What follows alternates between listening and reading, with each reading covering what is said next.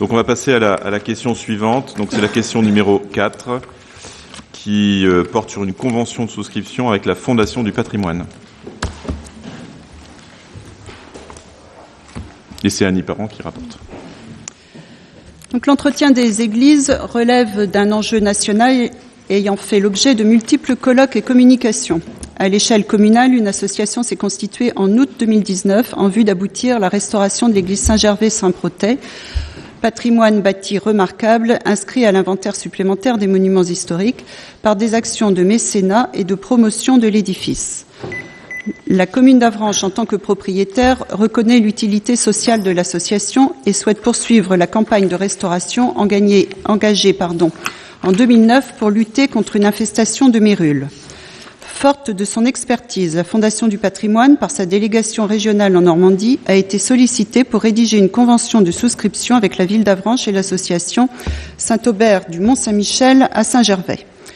Le plan de financement des travaux n'est pas encore défini car un diagnostic architectural complet, validé par la Direction régionale des affaires culturelles, est en cours. Ce dernier permettra de valider une programmation de travaux priorisée et soutenable. La DRAC est venue visiter l'église et confirme l'intérêt d'engager des opérations de mécénat liées à la réalisation de travaux subventionnables par le ministère de la Culture et le département de la Manche. Donc cette question a été présentée en commission des finances, a reçu un avis favorable et il est proposé au conseil municipal d'accepter la signature d'une convention tripartite entre la Fondation du patrimoine, la ville d'Avranches et l'association Saint-Aubert du Mont-Saint-Michel à Saint-Gervais, visant à la réalisation d'opérations de mécénat pour des travaux de restauration de l'église Saint-Gervais-Saint-Protais. Merci. Est-ce qu'il y a des interventions concernant cette proposition de convention ? Monsieur Morazin.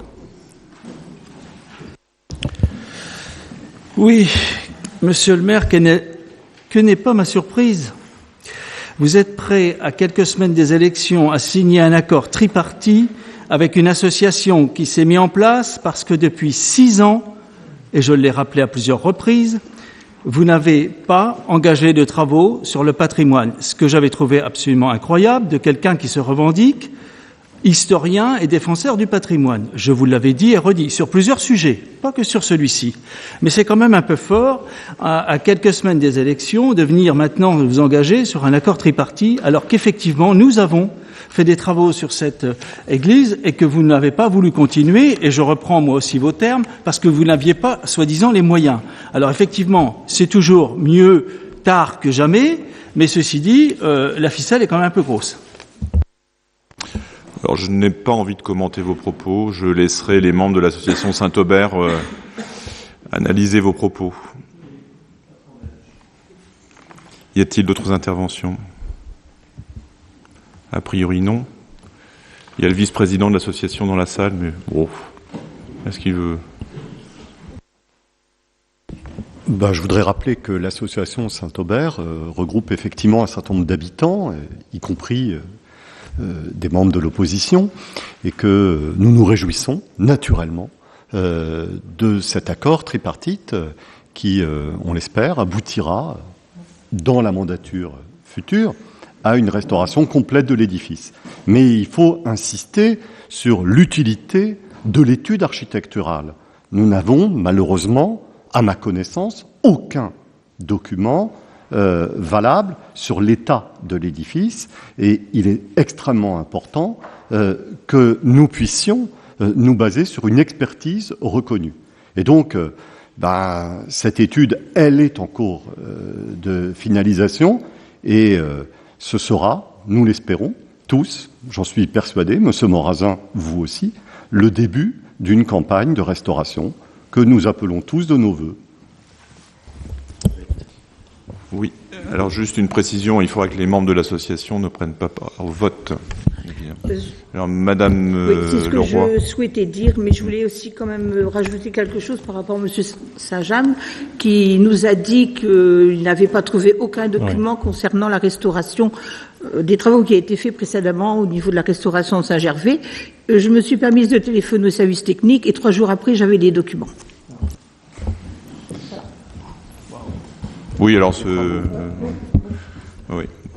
On connaît bien les documents qui sont dans les services techniques, mais ces documents qui ne sont pas Non, qui ne sont pas valables, en effet, pour une programmation architecturale, en effet. Monsieur Huette. Les documents existent bien. Une étude globale avait été faite. Les services techniques ont cette étude globale. Elle avait été faite par des architectes spécialistes dans la restauration du patrimoine. Et l'étude avait été faite pour la réfection complète de l'église Saint-Gervais, qui avait été phasée en 2 tranches. La première tranche a été faite.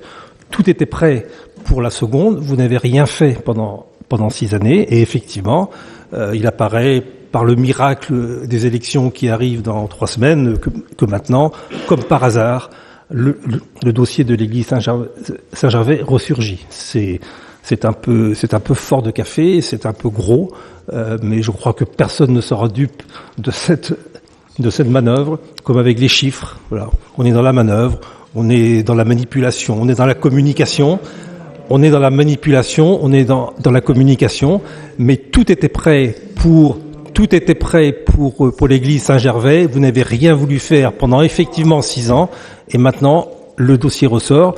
Nous, en tout cas, nous ne participerons pas à ce vote parce que c'est une pure opération de maquillage et de communication.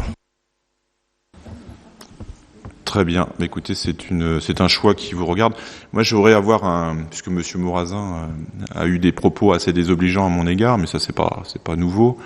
En effet, quand on regarde le patrimoine, notre patrimoine ou nos patrimoines, qu'ils soient architecturaux, culturels, environnementaux, paysagers, on s'aperçoit que ce sont des objets qui se sont constitués au fil des siècles. Et que bien souvent, ce sont plusieurs générations qui se sont évertuées à les constituer, à les entretenir, à les faire vivre, tout simplement.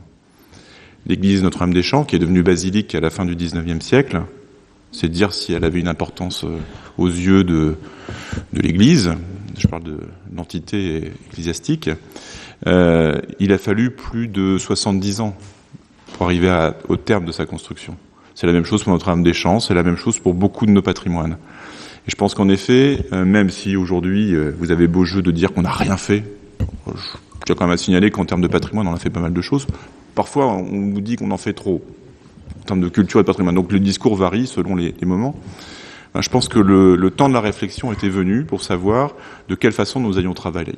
Voilà, tout simplement. Alors, que vous soyez pas d'accord, c'est normal, c'est votre jeu politicien. C'est de bonne guerre. Néanmoins, je peux vous assurer que le travail qui a été réalisé avec l'association Saint-Aubert a vocation à travailler sur le long cours. Voilà, et c'est ce que nous allons essayer de faire dès lors que cette convention sera signée avec la Fondation du patrimoine. Voilà, donc on prend acte du fait que vous ne participez pas au vote. Donc l'opposition s'abstient. S'abstient de participer au vote. Vous ne participez pas au vote. Donc, est-ce que sur cette signature de convention avec la Fondation du patrimoine, est-ce qu'il y a des votes contre? Il n'y en a pas. Des abstentions? Il n'y en a pas non plus. Donc de manière unanime, donc nous pourrons procéder à la signature de cette convention. Je vous remercie.